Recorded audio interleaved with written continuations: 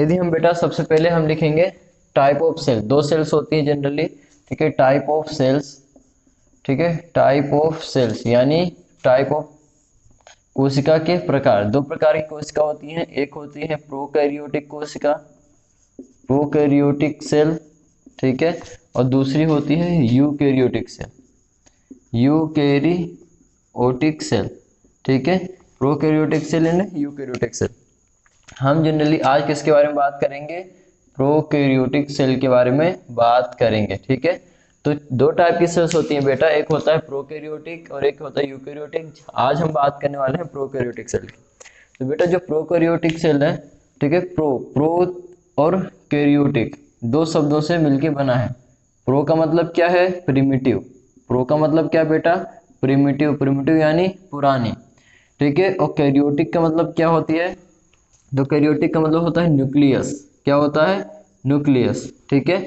तो जो प्रिमिटिव, जिनके अंदर प्रिमिटिव न्यूक्लियस होता है उन्हें हम क्या कहते हैं? प्रोकैरियोटिक कहते हैं। क्या कहते हैं? प्रोकैरियोटिक कहते हैं।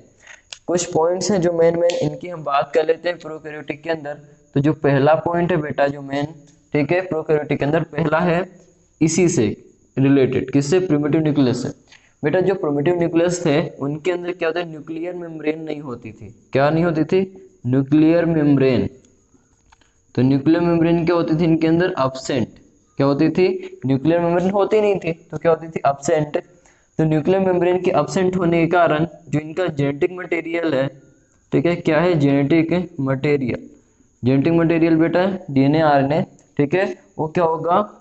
Freely present in cytoplasm, freely present in cytoplasm, यानी जो सेल का साइटोप्लाज्म था उसके अंदर जो जेनेटिक मटेरियल है वो फ्रीली प्रेजेंट है।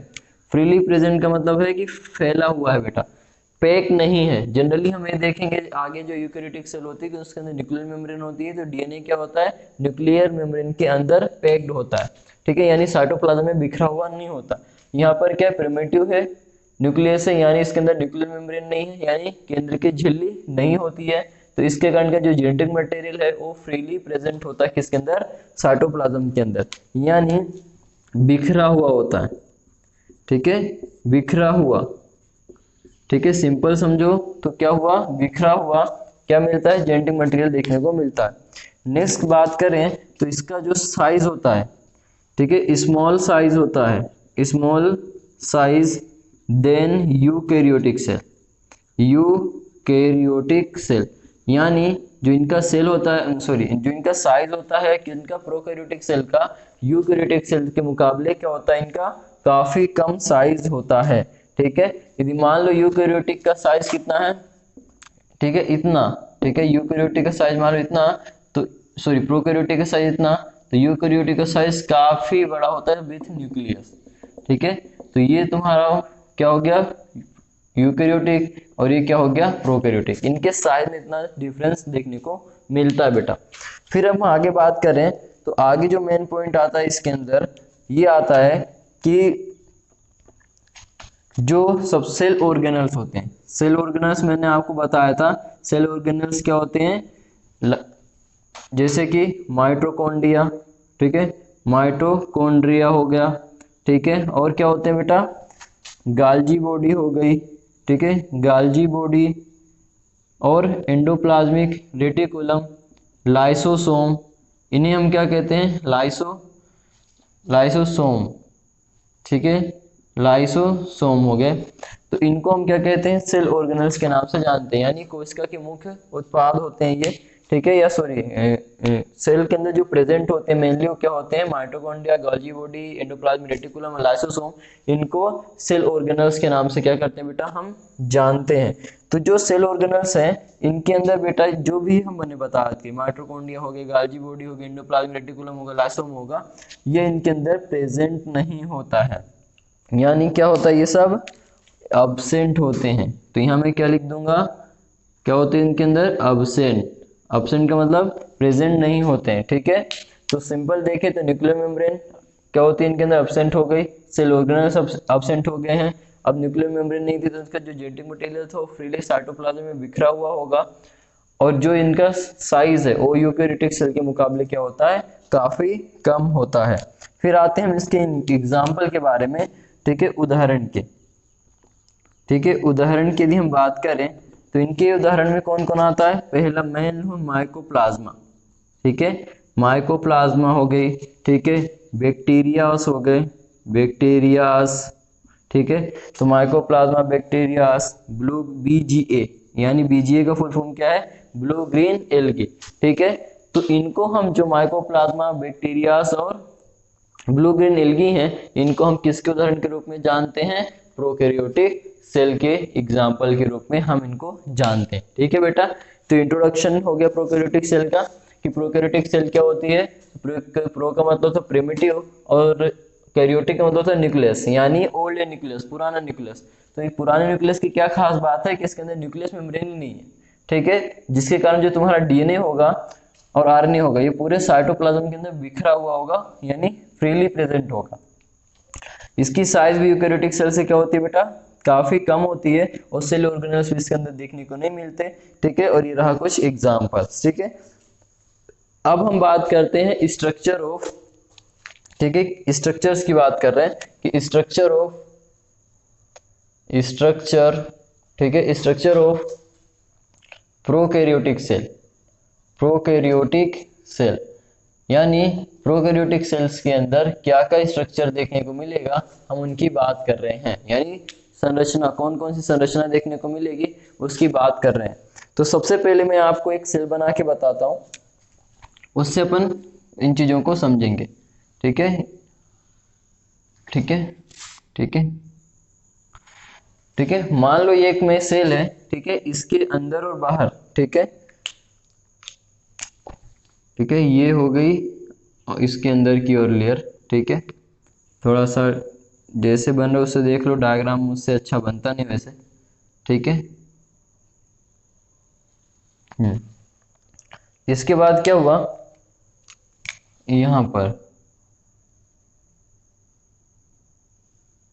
इसके बाहर भी एक कुछ लेयर्स टाइप का प्रेजेंट है, ठीक है। इनको हम आगे डिटेल में बात करेंगे, अभी इनके सिर्फ नाम स्ट्रक्चर की बात करेंगे क्या क्या देखने को मिलता है। तो सबसे पहले मैं बात करूं तो ये जो सबसे पहले मैंने ये डैश डैश बनाया, इसको क्या कहते हैं, ग्लाइकोकेलिक्स, क्या कहते हैं, ग्लाइकोकेलिक्स, ठीक है, इसे हम ग्लाइकोकेलिक्स कहते हैं।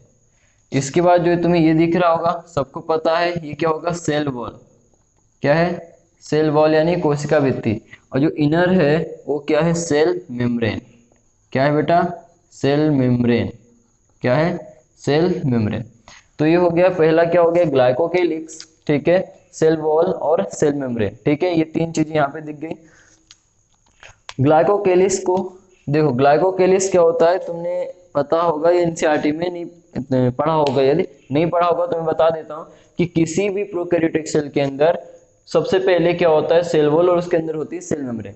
उसके बाहर भी बेटा एक लेयर देखने को मिलती है, यानी प्रोटेक्टिव लेयर जो इनकी होती है तीन होती है, तीन, सेल वॉल, सेल मेम्ब्रेन और सबसे ऊपर होती है ग्लाइकोकेलिक्स, ठीक है।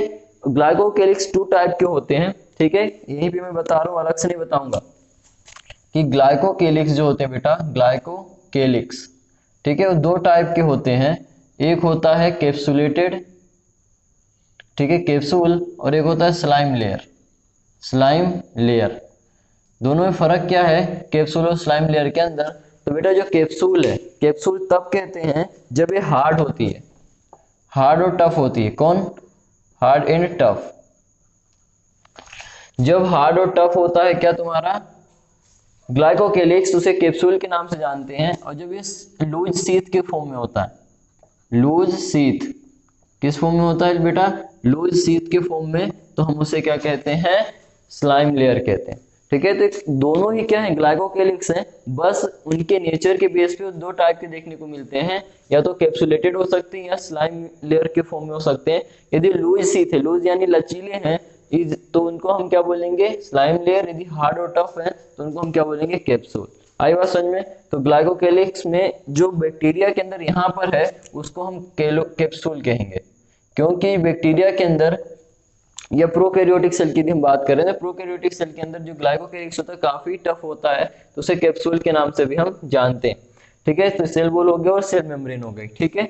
चलिए बेटा यहाँ पर जो ये सेल मेम्ब्रेन है, यहाँ पर भी आपको कुछ उभार निकलेंगे, ठीक है।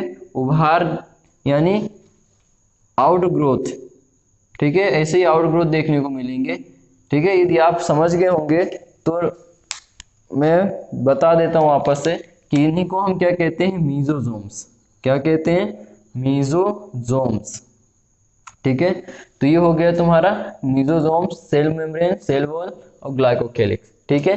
अच्छा, इनके अंदर यहाँ पूरे फ्रीली क्या होगा बेटा, साइटोप्लाज्म, क्योंकि सेल के अंदर क्या हो मिलेगा आपको, पूरे में साइटोप्लाज्म मिलेगा, क्योंकि इसके अंदर न्यूक्लियस है नहीं, तो न्यूक्लियस नहीं मिलेगा तो क्या होगा कि इनके अंदर जो डीएनए आरएनए वगैरह होंगे वो इसे पूरे साइटोप्लाज्म के अंदर क्या होंगे बेटा, फ्रीली होंगे। तो ये मान लो तुम्हारा क्या है, जेनेटिक मटेरियल है, ठीक है। क्या है, जेनेटिक मटेरियल, किस फॉर्म में है, फ्रीली फॉर्म में, तो फ्री जेनेटिक मटेरियल, ठीक है। मैं फ्री लिख रहा हूँ, फ्री जेनेटिक मटेरियल क्यों है, क्योंकि पूरा फ्रीली रहेगा, ठीक है, क्योंकि इसे कोई पैक करने वाला नहीं होगा, ठीक है। साथ में यहाँ पर क्या होगा, ठीक है, राइबोसोम मिलेंगे, ठीक है। क्या होगा ये, राइबोसोम। तो इनको मैं क्या नाम दे दूं, क्या है ये, राइबोसोम। क्या है बेटा, ये राइबोसोम्स है, ठीक है। तो राइबोसोम हो गया, ठीक है, इसको मैं आगे बढ़ा देता हूँ, ठीक है, राइबोसोम हो गया, ठीक है। और क्या बचा इसके अंदर, हाँ आपको पता है जो खास बात है प्रोकैरियोटिक सेल के अंदर, तो इनके अंदर जो जेनेटिक मटेरियल होता है उनके अलावा भी एक्स्ट्रा क्रोमोसोमल मटेरियल मिलता है, यानी एक्स्ट्रा जेनेटिक मटेरियल मिलता है, सिंपल समझो, और उसको हम प्लाज्मिड के नाम से जानते हैं। यानी इस तरीके का ये ही भी जेनेटिक मटेरियल है, बट इसको जेनेटिक मटेरियल में काउंट नहीं करते, इसको हम बोलते हैं एक्स्ट्रा जेनेटिक मटेरियल, क्योंकि जो मेन जेनेटिक मटेरियल है वो तुम्हारा ये है जो मैंने ये बनाए है, ठीक है, आरएनए और डीएनए, ठीक है। जो मेन जेनेटिक मटेरियल होता है सबको पता है, डीएनए और आरएनए होता है, बट इसके अंदर सब जेनेटिक मटेरियल के जैसे बोले तो प्लाज्मिड के फॉर्म में प्रेजेंट होता है, यानी उसको जेनेटिक मटेरियल फिर डीएनए आरएनए नहीं बोलेंगे, ये बोलेंगे एक्स्ट्रा क्रोमोसोमल मटेरियल, और वो क्या कहलाएगा तुम्हारा, प्लाज्मिड कहलाएगा। ये चीज बहुत इंपॉर्टेंट है, काफी बार पूछी गई एग्जाम में, क्या कहलाएगा, plasmid.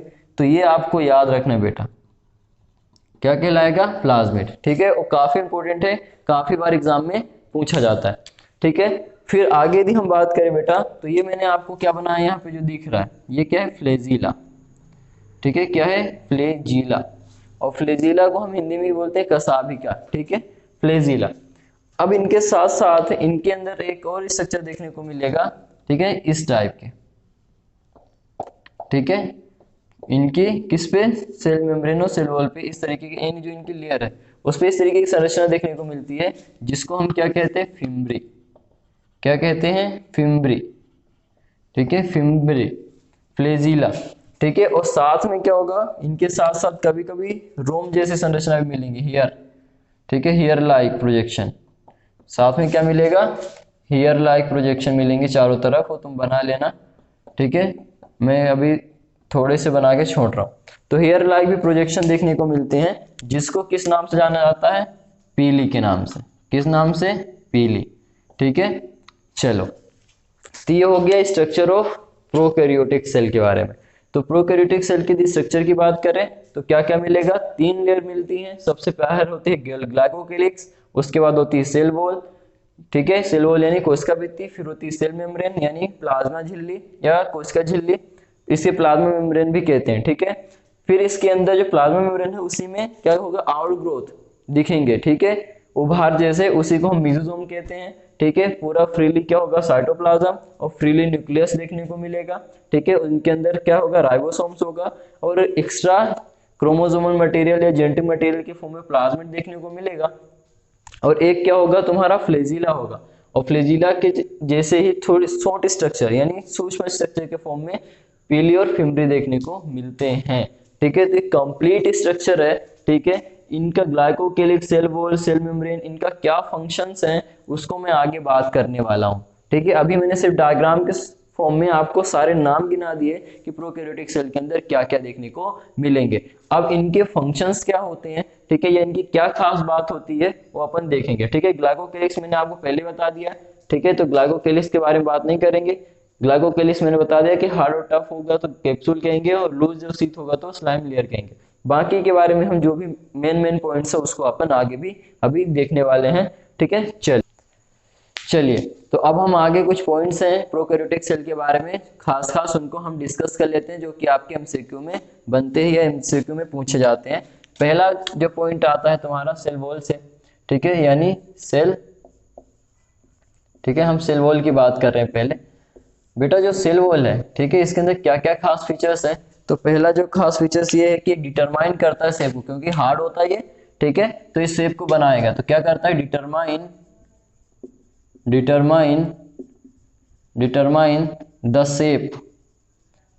The shape of bacteria, ठीक है, यानी ये बैक्टीरिया क्या शेप डिटरमाइन करता है, ठीक है, या फिर बैक्टीरिया या फिर सेल, क्योंकि हम सेल की बात करें बिकॉज, तो ये क्या करेगा कि सेल या बैक्टीरिया कोई भी हो उसका क्या कहता है, डिटरमाइन करता है क्या, उसके शेप यानी आकार को एक फिक्स आकार प्रोवाइड करा के देगा। ठीक है, इसके बाद हम बात करें तो ये क्या कहता है, मैकेनिकल सपोर्ट देता है। क्या देता है, मैकेनिकल सपोर्ट देता है। क्यों, क्योंकि काफी हार्ड होता है, वेरी हार्ड, बहुत ज्यादा हार्ड होने के कारण क्या करता है, जो स्ट्रेस कंडीशंस होती हैं, जो बाहरी प्रेशर उनको मिलता है, ठीक है, यानी जो मैकेनिकल स्ट्रेस आते हैं उनसे क्या करता है ये सपोर्ट, ठीक है, उसको सपोर्ट करता है, यानी उसे दिक्कत जो ज्यादा बाहर से हार्ड वगैरह प्रेशर्स वगैरह आते हैं उससे इसे बचाता है। ठीक है, मैकेनिकल सपोर्ट देता है। साथ में क्या करता है कि प्रिवेंट करता है बैक्टीरिया को, ठीक है, बैक्टीरिया को क्या करता है, प्रिवेंट करता है, किससे, मेनली दो कंडीशन एनसीईआरटी में मेंशन की गई हैं। एक तो बर्स्टिंग से यानी फटने, बैक्टीरिया कहीं फटे ना, ठीक है, ये कोई सेल फट ना जाए उससे बचाता है। और दूसरा कोलेप्स से, कोलेप्स का मतलब उल्टा, इन दोनों का समझ लो उल्टा, इसमें क्या होता है फट जा रहा है और इसके अंदर क्या होता है कोलेप्स यानी दब जा रहा है। क्योंकि बैक्टीरिया को दबने से और फटने से दोनों कंडीशन से बचाने में क्या करता है, ये मदद करता है तुम्हारा सेल वॉल। आई बात समझ में। तो यहाँ पर सेल वॉल आगे आएगा यूकैरियोटिक में, तो उसके हम डिटेल में बात करेंगे, ठीक है, जो उसमें, लेकिन इनके जो सेल वॉल है इनमें ज्यादा कुछ नहीं है, सिंपल इतने पॉइंट्स, आपको 3 पॉइंट्स इसके अंदर याद रखने हैं। ठीक है, लेकिन सेल वॉल आगे आएगा यूकैरियोटिक में, तो उसमें और डिटेल में जाएंगे हम। ठीक है, चलिए अभी मैं बात करता हूँ सेल वॉल के बाद सेल मेम्ब्रेन की। ठीक है, किसकी बात कर रहा हूँ, ठीक है, मैंने पहली बात करी सेल वॉल की, दूसरी बात कर रहा हूँ सेल मेम्ब्रेन की। ठीक है, सेल मेम्ब्रेन की, ठीक है, चलिए, ठीक है, सेल मेम्ब्रेन। तो बेटा सेल मेम्ब्रेन क्या होती है, सबको पता है भैया कि सेल मेम्ब्रेन क्या होती है, सेमी परमेबल होती है। कैसी होती है, सेमी परमेबल, ठीक है, यानी यहाँ पे मैं लिख दे रहा हूँ सेमी परमेबल, ठीक है, क्योंकि सेमी परमेबल का मतलब होता है कुछ चीजों को क्या करेगी, इन या आउट कर सकती है अपने द्वारा, इसलिए इसको हम क्या बोलते हैं, सिलेक्टिव परमेबल भी कहते हैं, सिलेक्टिव परमेबल, क्योंकि जो चीजें बेस्ड होगा उसको बाहर करेगा और जो चीजें रिक्वायरमेंट है उसको अंदर करेगा। ठीक है, तो दोनों काम कर रहे हैं, ठीक है, सिलेक्टिव चीजों का, सभी का नहीं, इसलिए इनको बोलते हैं सेमी परमेबल या फिर सिलेक्टिव परमेबल कहते हैं, किसको, सेल मेम्ब्रेन को। फिर आगे हम बात करें तो इसके अंदर जो सेल मेम्ब्रेन है ये क्या करेगी कि कांटेक्ट में रखेगा, किसके, तुम्हारे कांटेक्ट विथ एटमॉस्फेयर, ठीक है, एटमॉस्फेयर, यानी इसका जो कांटेक्ट है एटमॉस्फेयर के साथ उसको ये बना के रखता है। ठीक है, चलिए, तो हो गया तुम्हारा सेमी परमेबल और हो गया कांटेक्ट विथ एटमॉस्फेयर। ठीक है, दो काम ये मेनली कौन करेगा, सेल मेम्ब्रेन करेगा। फिर मैंने बोला था कि सेल मेम्ब्रेन के अंदर एक आउट ग्रोथ देखने को मिलती है। ठीक है, सेल मेम्ब्रेन के अंदर क्या देखने को मिलेगा, आउट ग्रोथ। ठीक है, आउट ग्रोथ मिलेगा कहाँ, इनसाइड, अंदर की ओर, इनसाइड ग्रोथ। तो यार सिंपल इसको लिख लो, इनसाइड ग्रोथ देखने को मिलेगी। ठीक है, इनसाइड ग्रोथ, ठीक है, तो इनसाइड ग्रोथ देखने को मिलेगी और उस ग्रोथ का नाम क्या होगा बेटा, इनसाइड ग्रोथ का नाम क्या होगा, मीजोजोम्स। मैंने आपको अभी बताया था कि मीजोजोम्स क्या होते हैं, सेल मेम्ब्रेन का आउट ग्रोथ है। ठीक है, और सबसे ज्यादा इंपॉर्टेंट पॉइंट है एमसीक्यू के हिसाब से ये। ठीक है, एमसीक्यू के हिसाब से बहुत ज्यादा इंपॉर्टेंट पॉइंट है, काफी बार पूछा गया है। ठीक है, तो हो गया तुम्हारा किसके बारे में, मीजोजोम के बारे में। लेकिन मीजोजोम के जो मेन पॉइंट्स हैं, ठीक है, वो हम अभी बात नहीं कर पाए, उनको जल्दी जल्दी देख लेते हैं। क्या फंक्शन करता है, यानी इंपॉर्टेंट क्यों है, कुछ तो काम करता होगा ये, ठीक है, वो काम क्या क्या है उनको हम देखने वाले हैं। मेनली ये 5 काम करता है। पहला सेल वॉल के फॉर्मेशन में मदद करता है, सेल वॉल फॉर्मेशन में, ठीक है, फॉर्मेशन में क्या करता है, हेल्प, ठीक है, हेल्प करेगा किसके अंदर, सेल वॉल के फॉर्मेशन में, यानी कोशिका भित्ति को बनाने में क्या करता है, ये मदद करता है। साथ में क्या करता है, रेस्पायरेशन करवाता है, ठीक है, रेस्पायरेशन में हेल्प करेगा, ठीक है, सिक्रीशन में हेल्प करेगा, सिक्रीशन में हेल्प करेगा, ठीक है। तो रेस्पायरेशन हो गया, सिक्रीशन हो गया, साथ में डीएनए रेप्लिकेशन, डीएनए रेप्लिकेशन में हेल्प करता है, ठीक है। तो पहले हमने देख लिया कि सेल वॉल फॉर्मेशन में मदद करता है, रेस्पायरेशन में मदद करता है, सिक्रीशन में कोई भी वेस्ट मटेरियल है उसको बाहर निकालना भैया तो उसमें भी हेल्प करेगा, और डीएनए रेप्लिकेशन के अंदर मदद करता है। साथ में एक और पॉइंट था इसका, ठीक है, कि जो मेसोसोम है वो क्या करेगा, क्योंकि तुम्हें पता है कि फोल्डेड फॉर्म में होता है, तो जब ये खींचेगा तो सरफेस एरिया बढ़ेगा, तो प्लाज्मा मेम्ब्रेन का क्या करेगा, ये प्लाज्मा मेम्ब्रेन जिसको हम सेल मेम्ब्रेन कह रहे हैं उसकी क्या करेगा, सरफेस एरिया, ठीक है, क्या करेगा बेटा, सरफेस एरिया क्या करेगा, इंक्रीज करेगा, ठीक है। तो ये सारे पॉइंट हैं जो, ठीक है, 5 पॉइंट में यहाँ डिस्कस कर रहा हूँ जो कि एनसीईआरटी के पॉइंट्स हैं, और हर पॉइंट्स पे एक क्वेश्चन आ चुका है, ठीक है। तो आपको ये पॉइंट्स जनरली ध्यान में रखने हैं कि सेल वॉल मदद करेगा बनाने में, रेस्पायरेशन में हेल्प करता है, सिक्रीशन में, डीएनए रेप्लिकेशंस के अंदर, और प्लाज्मा मेम्ब्रेन का सरफेस एरिया बढ़ाने में मदद करेगा, ठीक है। तो ये हो गया हमारा सेल वॉल, उसके अंदर म्यूजोमा है वो हमने देख लिया। फिर नेक्स्ट है इसके आगे हम कुछ पॉइंट्स की बात करें, जैसे वहां पे एक पॉइंट था फिलामेंट, सॉरी फ्लेजिला, ठीक है, फ्लेजिला, ठीक है, उसको हम डिस्कस करते हैं। बेटा जो फ्लेजिला है, फ्लेजिला प्रेजेंट है या एब्सेंट, उसके बेस पे, ठीक है। यदि फ्लेजिला बेटा प्रेजेंट है और या फिर एब्सेंट है, ठीक है, सबको पता है, प्रीवियस क्लासेस में आपने देखा होगा, ठीक है, कि प्रेजेंट, यदि फ्लेजिला प्रेजेंट है तो क्या होता है, मोटिलिटी, मोटाइल बैक्टीरिया होगा या मोटाइल सेल होगी, क्योंकि हम सेल की बात करें तो लिख लेते हैं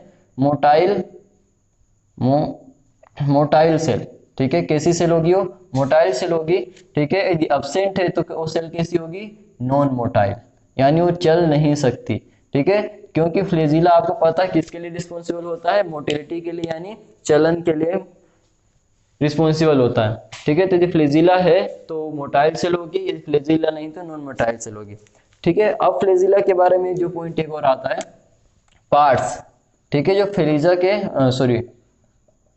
फ्लेजिला के पार्ट्स हैं। तो बेटा जो फ्लेजिला है उसके 3 पार्ट्स जनरली देखने को आपको मिलेंगे, ठीक है, एनसीईआरटी के हिसाब से अपन देख रहे हैं, ठीक है। जो 3 पार्ट्स हैं कौन कौन से, पहला पार्ट है इसका फिलामेंट, ठीक है, फिलामेंट, दूसरा पार्ट हो इसका हुक, और तीसरा पार्ट क्या है इसका, बेसल बॉडी, क्या है, बेसल बॉडी, ठीक है।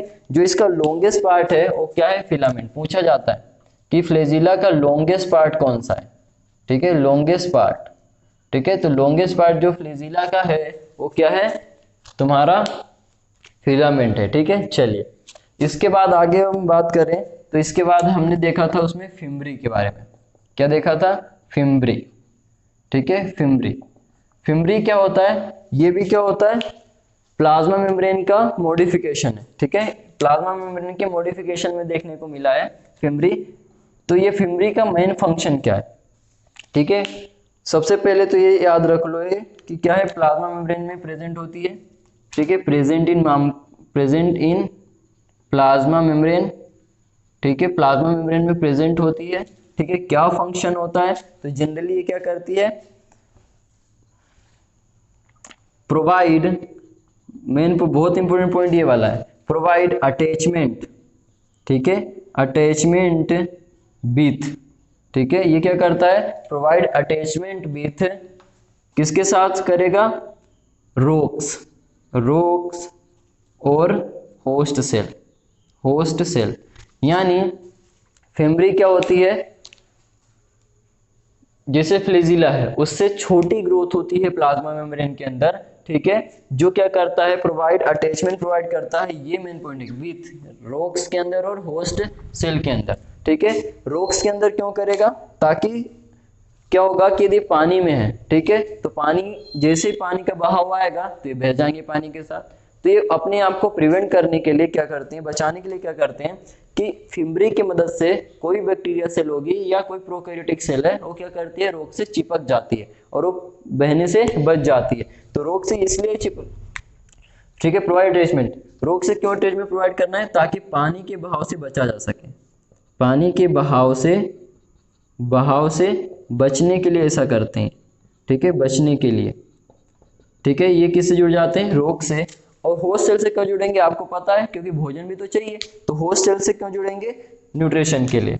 किसके लिए जुड़ेंगे, न्यूट्रिशन के लिए, ठीक है, भोजन के लिए जुड़ेंगे किससे, होस्ट सेल से। और पानी के बहाव से बचने के लिए किससे जुड़ेंगे, रोग से, ठीक है। तो ये हो गया फ्लैजिला और ये हो गया फिम्बरी, ठीक है। अब उसके अंदर हमने और देखा था पीली, पीली के बारे में कुछ नहीं देखना है, सिंपल एक पॉइंट याद रखना हो तो कि स्पेशल टाइप ऑफ पीली क्या होते हैं, स्पेशल टाइप ऑफ के प्रोटीन से बने होते हैं, ठीक है, ठीक है, स्पेशल टाइप ऑफ प्रोटीन से बना होता है, ठीक है, स्पेशल टाइप ऑफ प्रोटीन से फॉर्म्ड होते हैं ये, ठीक है, बस इतना याद रखना है। और कैसे होते हैं, नलिकाकार होते हैं, सूक्ष्म, ठीक है, सूक्ष्म नलिकाकार संरचनाएं हैं, ज्यादा बड़ी नहीं, सूक्ष्म है, लेकिन ये पॉइंट याद रख सकते हो तो रख सकते हो, नहीं कोई दिक्कत नहीं है। स्पेशल टाइप ऑफ प्रोटीन, ठीक है, से ये मिलके बनते हैं, ये पॉइंट आप याद रखना हो तो रख सकते हो, बाकी ऐसा कुछ खास नहीं है इनके अंदर, ठीक है। तो अपन ने देख लिया। अच्छा, एक पॉइंट और था, मैंने बताया था कि मैं आगे डिस्कस नहीं करूंगा, ग्लाइकोकेलिक्स। ग्लाइकोकेलिक्स सबसे बाहरी लेयर होती है, ठीक है, और यदि लूज होती है, लूज शीट के रूप में होती है तो स्लाइम लेयर कहते हैं, और यदि टफ होती है, हार्ड होती है तो उसे हम कैप्सूल कहते हैं, पहले बता चुका हूँ, ठीक है। तो ये हो गया बेटा प्रोकैरियोटिक सेल्स के बारे में। अब आता है एक तुम्हारा इसी के अंदर इंक्लूजन्स बॉडी, ठीक है, और साथ में क्या आता है कि राइबोसोम, ठीक है। इनका राइबोसोम और इंक्लूजन बॉडी क्या होती है, उनको फटाक से देखते हैं और अपन इनको आज के खत्म करते हैं, ठीक है। चलिए इसका स्क्रीनशॉट ले लो बेटा, ठीक है।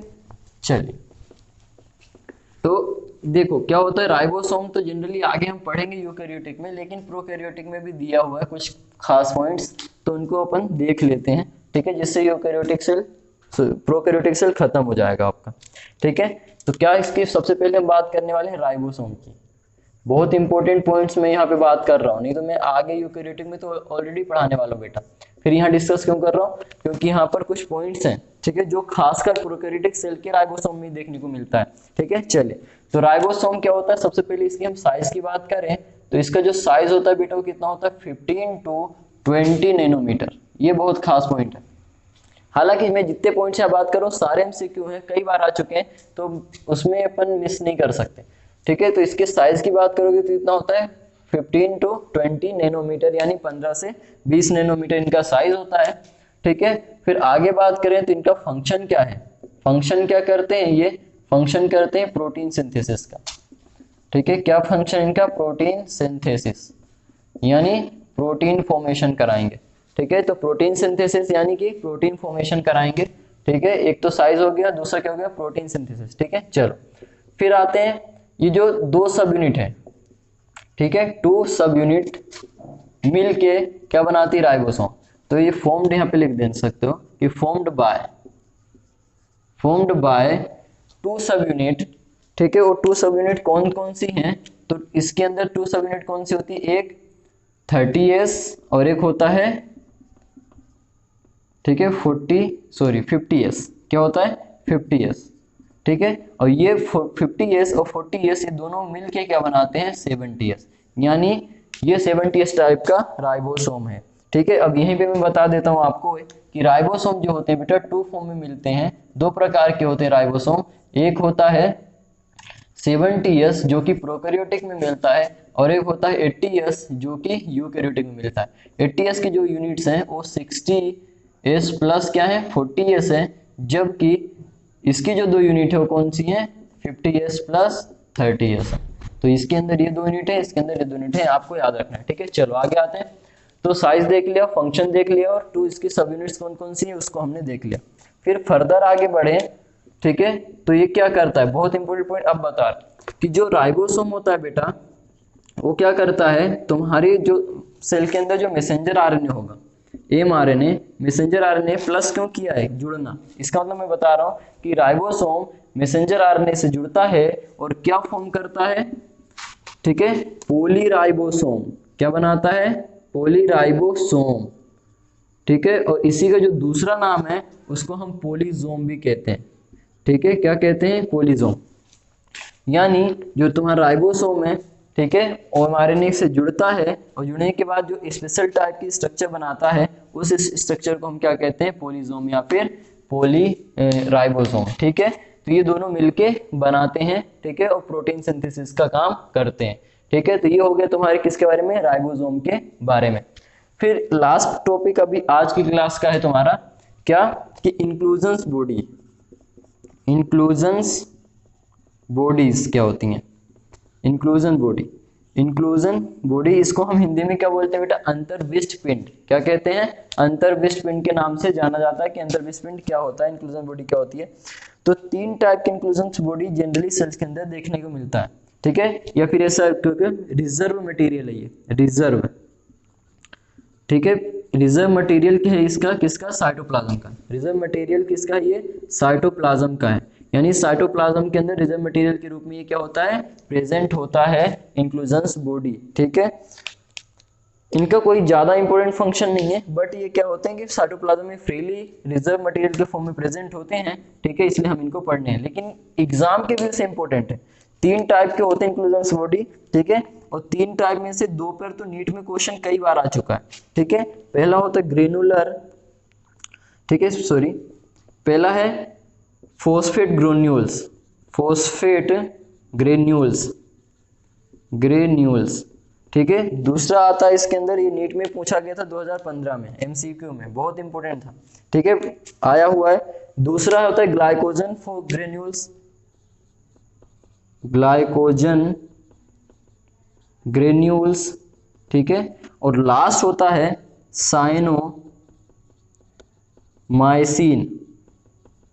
Granules, granules.